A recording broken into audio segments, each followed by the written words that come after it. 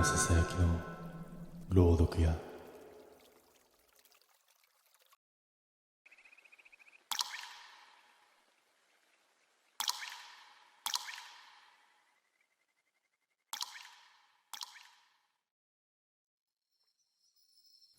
あれは今から数年前のことだ。こうして思い返している時点で、すでに普通の思い出ではない。その日集まったのは、俺を含めて4人。学生時代からの中で、肝試しだの、心霊スポット巡りだのを何度も一緒にやってきた連中だった。場所は地元では有名なハイトンネル。事故があったとか出るとかそういう話はいくらでも転がっているが、実際に行ったことがある人間は少なかった。そんなよくある心霊スポットだ。車を降りた時点で空気が妙に重かったのを覚えている。夜なのに虫の音が少なく風もない。懐中電灯をつけると光がやけに短く感じられた。その場で冗談半分に順番を決めた。先頭は俺、その後ろに蓮、聖夜、そして最後尾が雄太。誰が言い出したのかは覚えてはいないが、戻る時もこの順番だけは絶対に崩すな。そんな話になった。理由は特になかった。ただ全員がなんとなく納得をしていた。トンネルの中は思った以上に狭く湿っていた。足音が反響して自分たちの人数がわからなくなる感覚がある。後ろを振り返ると、雄太の懐中電灯だけが少し離れて見えた。途中何度か立ち止まった。水滴の音なのか足音なのかわからないような音が自分たちの動きと合わなくなっていったからだ。そして折り返すことにした。特に何かを見たわけではない。ただ全員が同じタイミングでもういいやと感じていたんだ。戻る時も順番はそのまま。少なくともその時までは。トンネルの出口が見え始めた頃、後ろから雄太が小さく笑った。その声がなぜか俺たち全員の真後ろから聞こえた。振り返った瞬間、全員が同時に立ち止まった。最後尾にいるはずの雄太がいつの間にか俺たちのすぐ後ろに立っていた。距離にして一歩分もない。さっきまで確かに数メートル後ろにいたはずなのに、誰も追い抜かれる音も足音も聞いていない。今、動いた？と誰かがそう聞いたが、雄太は首を振った。ずっと後ろにいたよ。その言い方が妙に平然としていて、逆に違和感が残った。順番が崩れている。そう気づいた瞬間、最初に決めた言葉が頭をよぎった。戻る時もこの順番だけは崩すな。理由のない決まり事だったはずなのに、破った途端空気がはっきりと変わった。トンネルの中がやけに狭く感じられた。懐中電灯の光が壁に吸い込まれるように弱くなる。湿った匂いが急に濃くなり、息を吸うたびに胸の奥がざらつく。その時、先頭を歩いていた俺の耳元で低い声がした。順番、違う。誰かがふざけて言った声ではない。音の向きがはっきりと壁の中だった。足が止まる。後ろを確認しようとして全員が同じことに気づいた。人数が合わない。俺、蓮、聖夜、そして雄太。確かに4人のはずなのに、視界の端にもう一つ影があった。懐中電灯を向けると、影はスーッと消えていった。代わりに雄太がさっきより一歩前にいる。誰も動いていないのに、誰も押していないのに。なあ、出ようぜ。蓮がそう言ったとき、出口の明かりが一瞬だけ遠のいた気がした。出口に向かって歩き出してから誰も振り返らなかった。足音だけがやけに多い。4人分よりも明らかに多い音が同じリズムで後ろからついてくる。走れば崩れる。なぜか全員がそう思っていた。だから歩く速さだけを少しずつ上げた。トンネルを抜けた瞬間、外の空気が一気に肺に入ってきた。街灯の光が異様に眩しかった。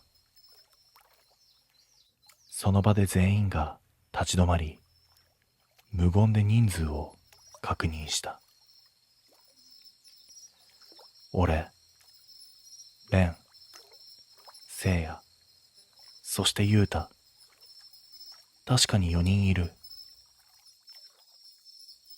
順番は？と、聖夜が言った。思い返すと、最後の数十メートル、誰が先頭で、誰が最後尾だったのか、誰一人として思い出せなかった。車に乗り込み、エンジンをかけた瞬間、雄太が小さく息を吸った。さっきさ、と言いかけて言葉を止める。バックミラー越しに見た雄太の顔がほんの一瞬だけ知らない誰かの表情に見えた。家に着いてからグループの写真フォルダを整理していた蓮から翌日連絡が来た。それはトンネルの中で撮った動画。誰も覚えていないはずの戻る直前の映像が残っていた。画面には懐中電灯を持って歩く俺たちの4人の背中、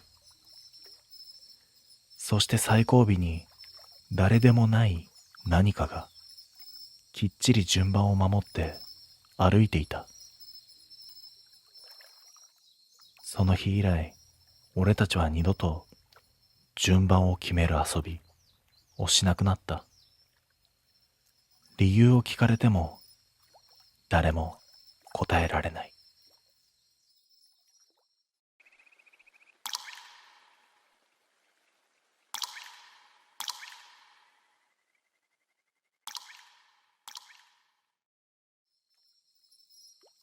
あの夜のことは今でも車に乗るたびに思い出す。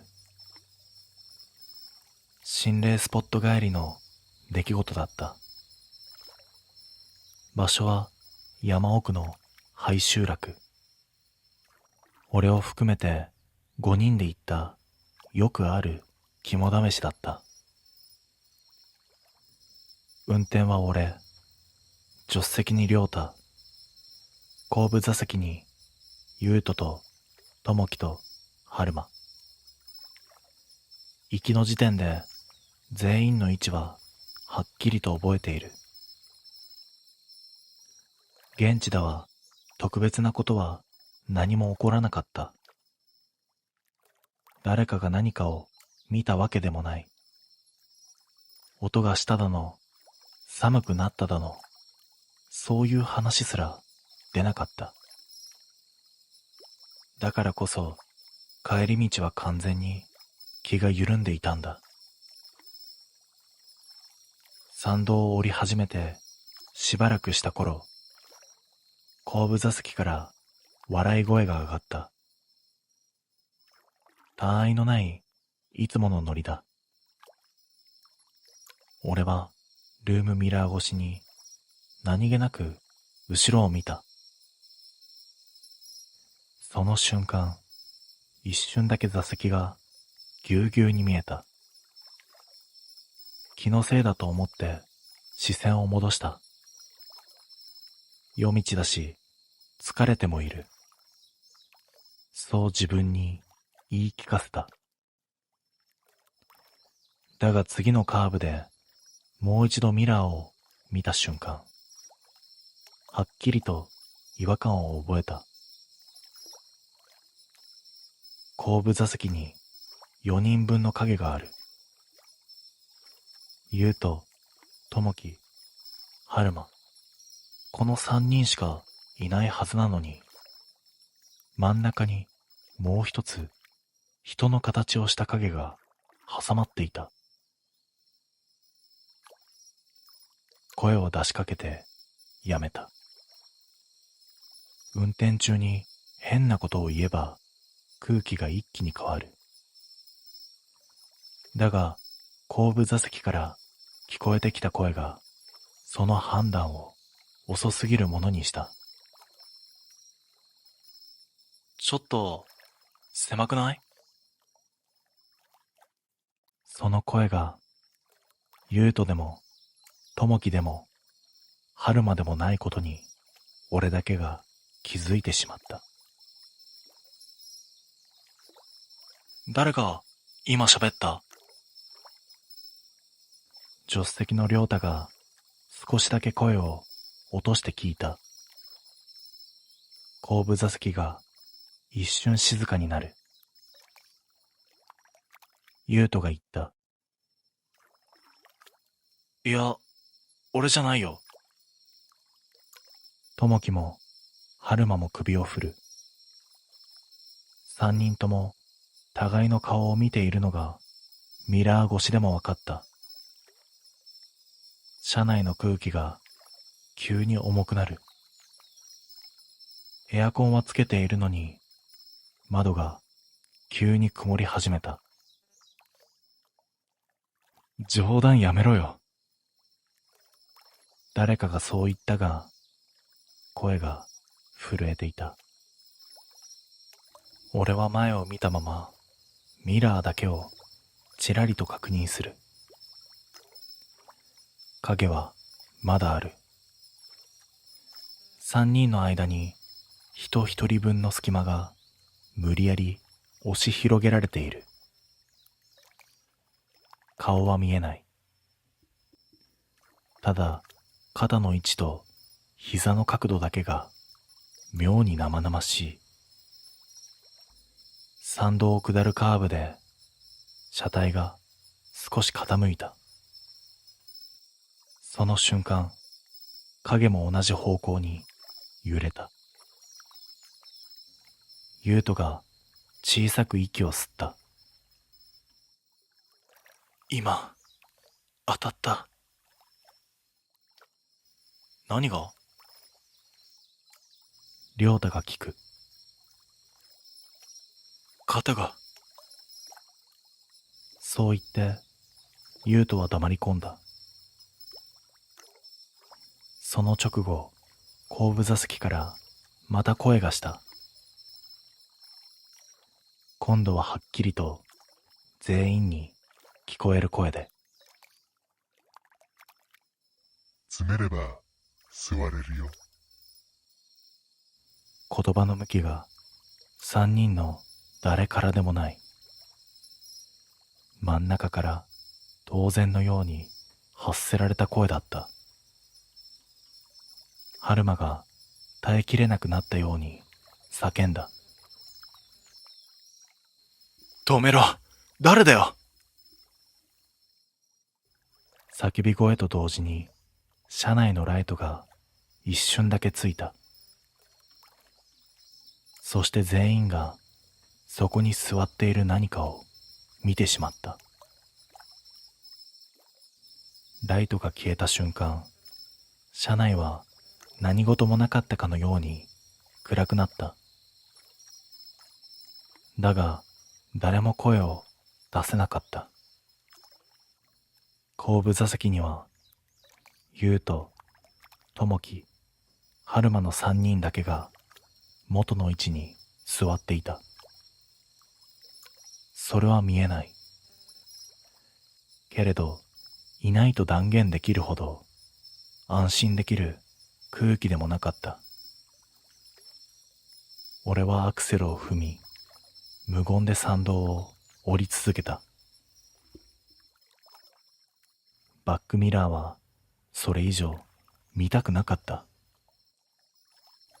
街に近づくにつれ、ラジオの音が戻り、人の気配がだんだん増えていく。ようやくコンビニの明かりが見えてきたところで、亮太がようやく口を開いた。さっき誰も降りていないよな。全員が黙ってうなずく。車を止め、人数を確認した。俺、亮太、優斗、友樹、そして春馬。確かに5人いる。じゃあ、春馬が言いかけてやめた。誰もあれは何だったのかを口にしたくなかった。家に着いてから優斗がメッセージを送ってきた。服に知らない手形がついていると。肩のあたり、ちょうど当たったと言っていた場所だ。写真には指の数が合わない。濃い跡が残っていた。あの夜から俺たちは後部座席の真ん中を誰も使わなくなった。理由を聞かれても、ただ座りづらいからとしか言わない。本当はまだ詰めれば座れる気がしている。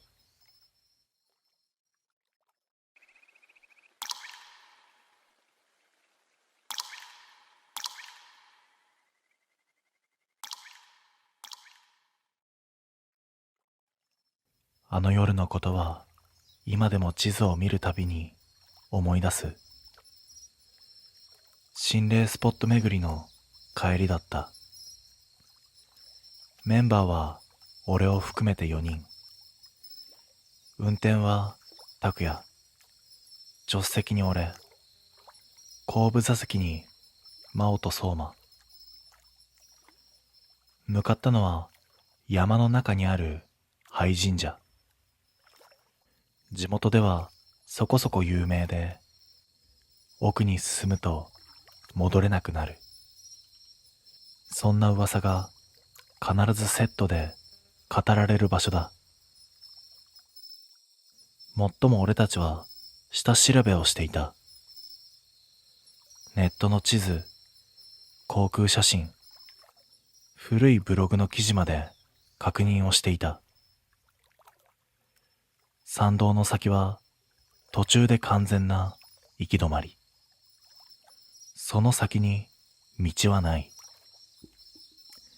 だから肝試しのつもりでも深追いはしないつもりだった。神社を見て写真を数枚撮って引き返す。それだけの予定だった。問題が起きたのは帰り道だった。山道を下る途中、拓也が不意に言った。あれ？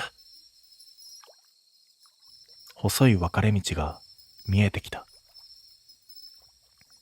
行きに通った覚えはない。真央が言った。こんなのあったっけ？全員が一斉に首を振った。来るときは一本道だったはずだ。地図だとここは行き止まりだよね。俺がそう言ってスマホを確認すると、画面には確かに道はなしと表示されていた。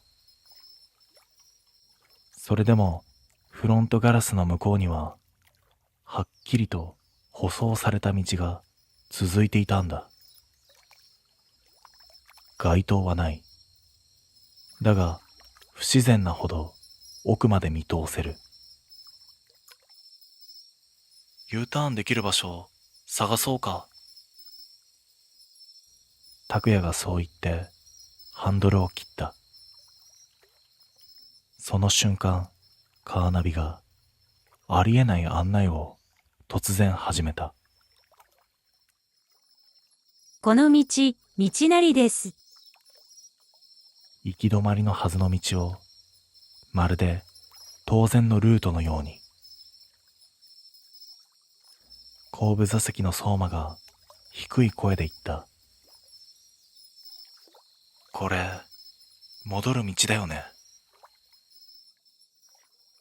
誰も即答できなかった。車はそのまま分かれ道に入った。戻るために進んでいるはずなのに、なぜか全員が奥に入っている。そんな感覚を拭えなかった。道路はさっきよりも整っている。ひび割れも少なく、最近まで使われていたように見えた。それが余計におかしい。こんな道があるなら地図に載らないはずがない。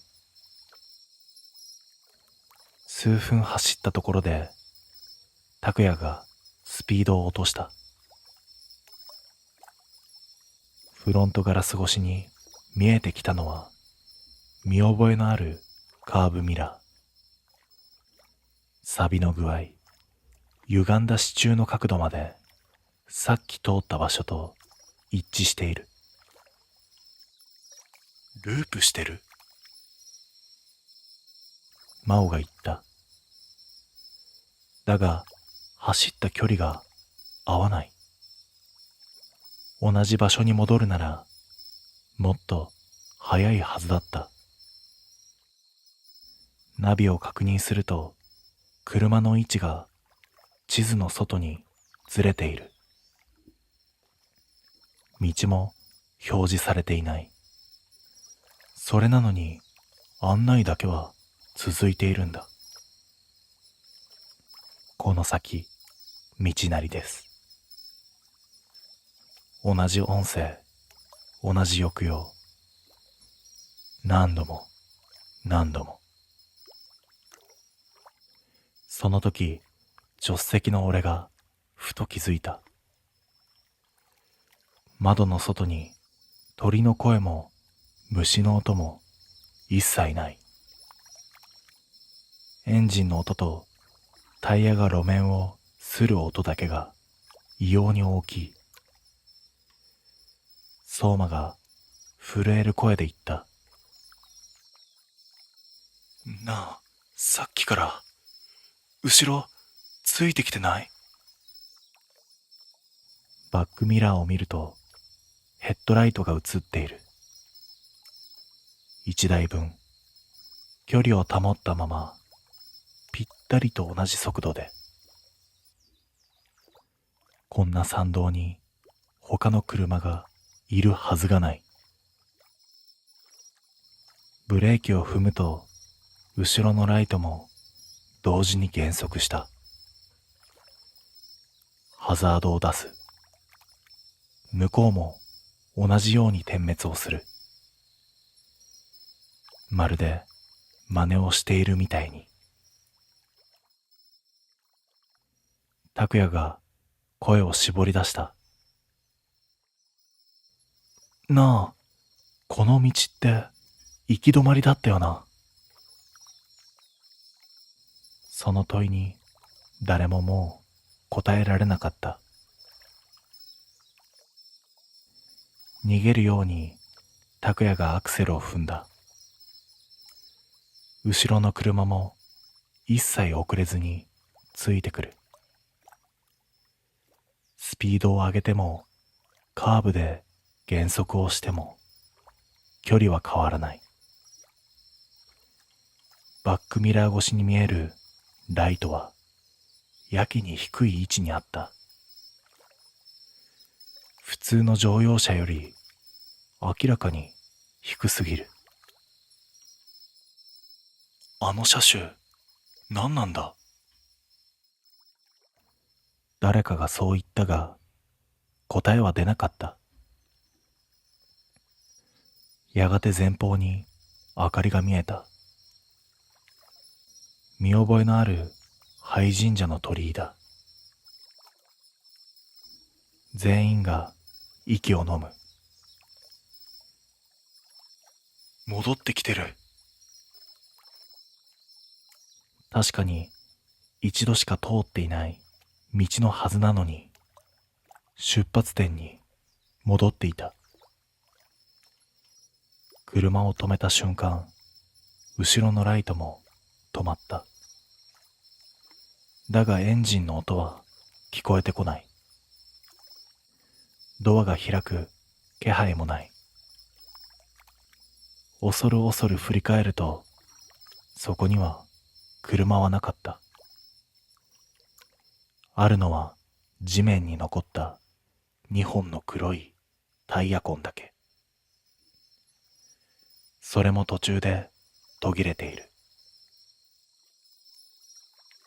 翌日、改めて地図を再確認した。